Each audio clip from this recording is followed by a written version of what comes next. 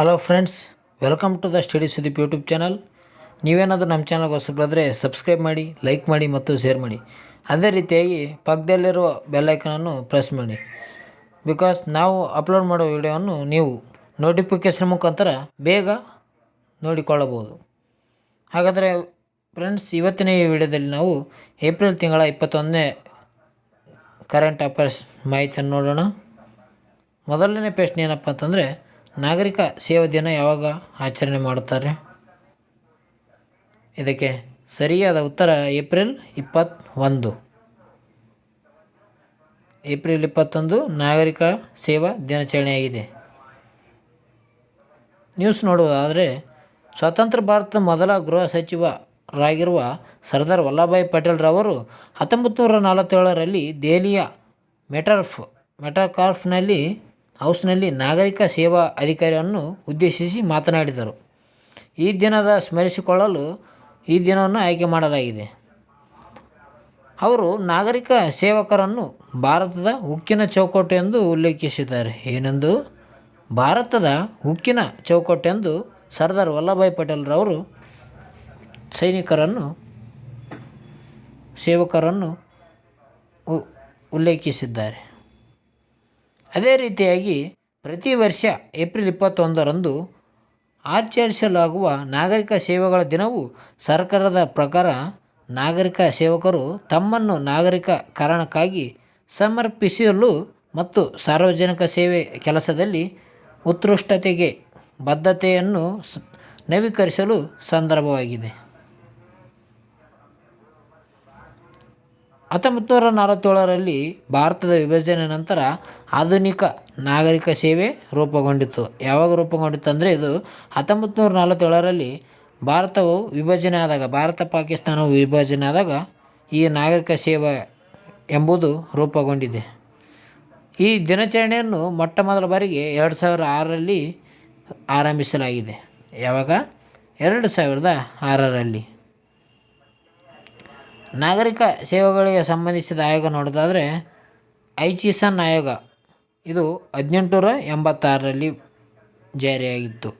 ಅದೇ ರೀತಿ ಲೀಗ್ ಆಯೋಗ ನೋಡೋದಾದರೆ ಇದು 1924ರಲ್ಲಿ ಬಂದಿದೆ. ಸಾರ್ವಜನಿಕ ಸೇವಾ ಆಯೋಗ ನೋಡೋದಾದರೆ ಇದು 1926ರಲ್ಲಿ.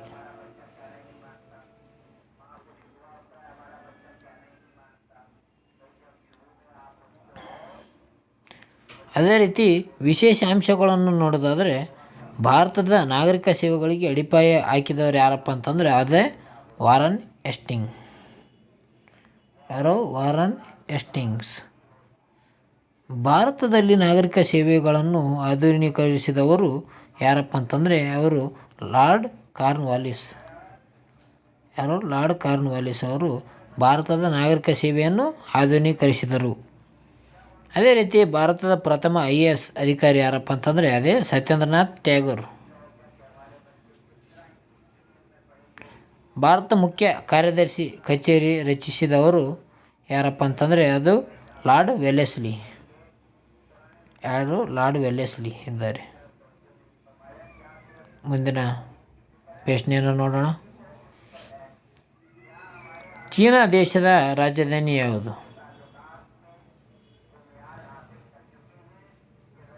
ಇದಕ್ಕೆ ಸರಿಯಾದ ಉತ್ತರ ಆಪ್ಷನ್ ಸಿ, ಬೀಜಿಂಗ್.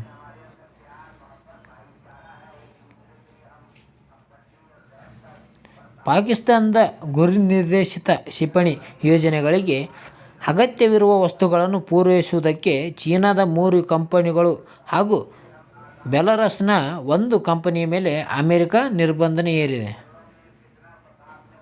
ಯಾವುದು? ಬೆಲಾರಸ್ನ 1 ಕಂಪನಿ ಹಾಗೂ ಚೀನಾದ 3 ಕಂಪನಿ ಮೇಲೆ ಅಮೆರಿಕವು ನಿರ್ಬಂಧನೆ ಹೇರಿದೆ.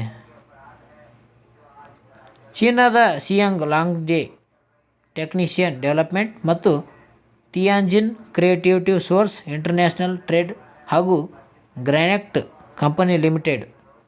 ಅದೇ ರೀತಿಯಾಗಿ ಬೆಲಾರಸ್ನ ಮಿನ್ಸ್ಕ್ವಿಲ್ ಟ್ರ್ಯಾಕ್ಟರ್ ಪ್ಲಾಂಟ್ ಕಂಪನಿಯ ಮೇಲೆ ನಿರ್ಬಂಧ ಹೇರಲಾಗಿದೆ.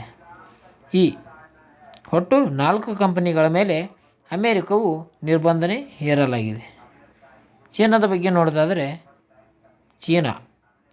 ಚೀನಾದ ರಾಜಧಾನಿ ಬೀಜಿಂಗ್ ಆಗಿದೆ. ಇದು ಚೀನಾದ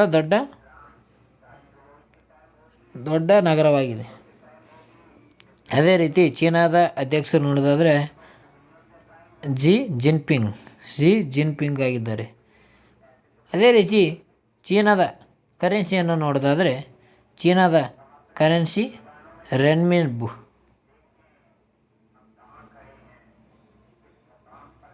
ಮುಂದಿನ ಪ್ರಶ್ನೆಯನ್ನು ನೋಡೋಣ. IMF ಸ್ಥಾಪನೆ ಆಗಿದ್ದು ಯಾವಾಗ ಅಂತ ಕೇಳಲಾಗಿದೆ.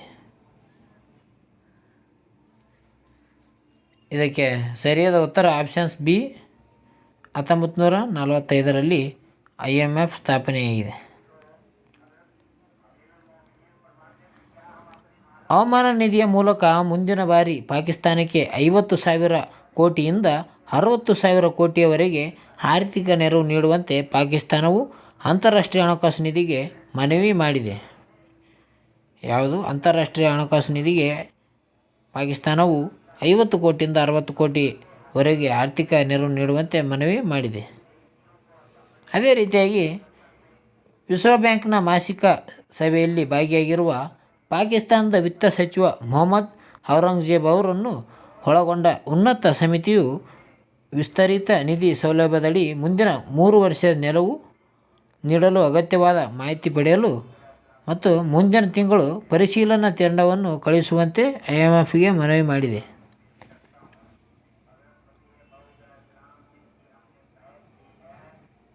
ಅದೇ ರೀತಿ IMF ಬಗ್ಗೆ ನೋಡೋದಾದರೆ IMF ಇದರ ವಿಸ್ತೃತ ರೂಪ ನೋಡೋದಾದರೆ ಇದು ಇಂಟರ್ನ್ಯಾಷನಲ್ ಮಾನಿಟರಿ ಫಂಡ್ ಆಗಿದೆ. ಇದರ ಸ್ಥಾಪನೆ ನೋಡೋದಾದರೆ ಇದರ ಸ್ಥಾಪನೆ 1945 ಡಿಸೆಂಬರ್ 27. IMFನ ಕೇಂದ್ರ ಕಚೇರಿ ಇರೋದು ವಾಷಿಂಗ್ಟನ್ DC. ಅದೇ ರೀತಿಯಾಗಿ IMFನ ನಿರ್ದೇಶಕರು ಯಾರಿದ್ದಾರಪ್ಪ ಅಂತಂದರೆ ಅವರು ಕ್ರಿಸ್ಬಲಿನಾ ಜಾರ್ಜಿಯೋ. ಅದೇ ರೀತಿ ಮುಖ್ಯ ಅರ್ಥಶಾಸ್ತ್ರಜ್ಞರು ಪಿಯರೆ ಒಲಿವಿಯರ್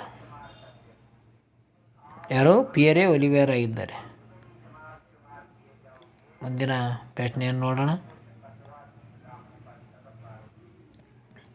ಅದೇ ರೀತಿಯಾಗಿ ಮುಂದಿನ ಪ್ರಶ್ನೆ ನೋಡೋದಾದರೆ ಇಸ್ರೋ ಸ್ಥಾಪನೆಯಾಗಿದ್ದು ಯಾವಾಗ ಅಂತ ಕೇಳಲಾಗಿದೆ.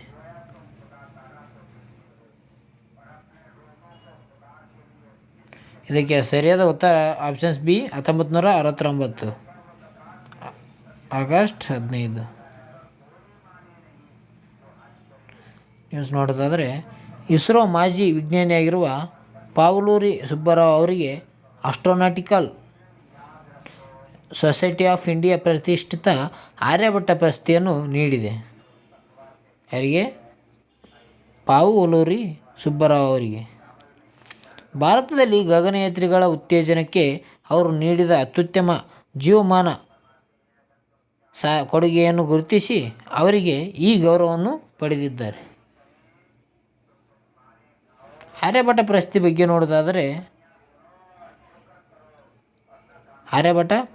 ಬಗ್ಗೆ ನೋಡೋದಾದರೆ ಇದು ಆಸ್ಟ್ರೋನಾಟಿಕಲ್ ಸೊಸೈಟಿ ಆಫ್ ಇಂಡಿಯಾ ಸ್ಥಾಪಿಸಿದೆ. ಈ ಪ್ರಶಸ್ತಿಯು 5ನೇ ಶತಮಾನದ ಭಾರತೀಯ ಖಗೋಳಶಾಸ್ತ್ರಜ್ಞ ಮತ್ತು ಗಣಿತ ಶಾಸ್ತ್ರಜ್ಞ ಆರ್ಯಭಟ ಅವರು ಗೌರವಾರ್ಥವಾಗಿ ಮತ್ತು 1975ರಲ್ಲಿ ಉಡಾವಣೆಯಾದ ಆರ್ಯಭಟ ಎಂಬ ಭಾರತದ ಮೊದಲ ಉಪಗ್ರಹದ ಸ್ಮರಣಾರ್ಥವಾಗಿ ಹೆಸರಿಸಲಾಗಿದೆ. ಅಂದರೆ 1975ರಲ್ಲಿ ಉಡಾವಣೆಯಾದ ಆರ್ಯಭಟ, ಈ ಆರ್ಯಭಟವು ಭಾರತದ ಮೊದಲ ಉಪಗ್ರಹದ ಆಗಿದೆ. ಭಾರತದ ಮೊದಲ ಉಪಗ್ರಹ ಯಾವುದಪ್ಪ ಅಂತಂದರೆ ಅದೇ ಆರ್ಯಭಟ.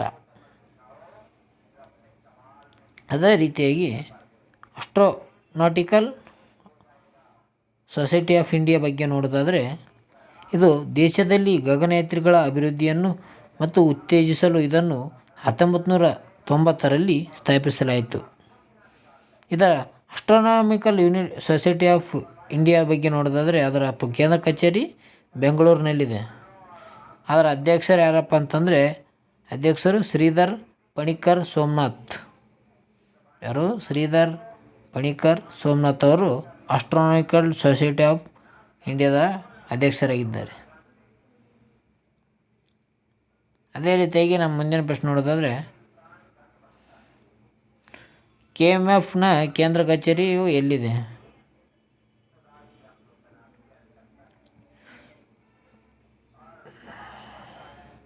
ಇದಕ್ಕೆ ಸರಿಯಾದ ಉತ್ತರ ಆಪ್ಷನ್ ಸಿ, ಬೆಂಗಳೂರು. ಕರ್ನಾಟಕ ಹಾಲು ಉತ್ಪಾದಕರ ಒಕ್ಕೂಟ KMF ಜೂನ್ 1ರಿಂದ 29ರವರೆಗೆ ವೆಸ್ಟ್ ಇಂಡೀಸ್, ಅಮೆರಿಕದಲ್ಲಿ ನಡೆಯಲಿರುವ T20 ವಿಶ್ವಕಪ್ನಲ್ಲಿ ಐರ್ಲೆಂಡ್ ಮತ್ತು ಸ್ಕಾಟ್ಲೆಂಡ್ ತಂಡಗಳಿಗೆ ಪ್ರಾಯೋಜಕತ್ವ ನೀಡಿದೆ. ಯಾವ್ಯಾವು? ಐರ್ಲೆಂಡ್ ಮತ್ತು ಸ್ಕಾಟ್ಲೆಂಡ್ ತಂಡಗಳಿಗೆ ಪ್ರಾಯೋಜಕತ್ವ ನೀಡಲಾಗಿದೆ KMF. ಇದು ಕ್ರಿಕೆಟ್ ತಂಡಗಳಿಗೆ ಪ್ರಾಯೋಜಕತ್ವ ನೀಡಿರುವುದು ಇದೇ ಮೊದಲ ಬಾರಿಯಾಗಿದೆ. KMF ಬಗ್ಗೆ ನೋಡೋದಾದರೆ ಇದು KMF ಕರ್ನಾಟಕ ಮಿಲ್ಕ್ ಫೆಡರೇಷನ್ ಆಗುತ್ತದೆ. KMF ಇದು ಸ್ಥಾಪನೆ ಯಾವಾಗಪ್ಪ ಅಂದರೆ ಇದು ಸ್ಥಾಪನೆ 1974ರಲ್ಲಿ ಸ್ಥಾಪನೆಯಾಗಿದೆ. ಇದರ ಕೇಂದ್ರ ಕಚೇರಿ ಇರೋದು ಬೆಂಗಳೂರು. ಅದೇ ರೀತಿಯಾಗಿ KMFನ ಅಧ್ಯಕ್ಷರು ಯಾರ್ಯಾರಪ್ಪ ಅಂದ್ರೆ ಜಯಂತ್ ವಾಯ್.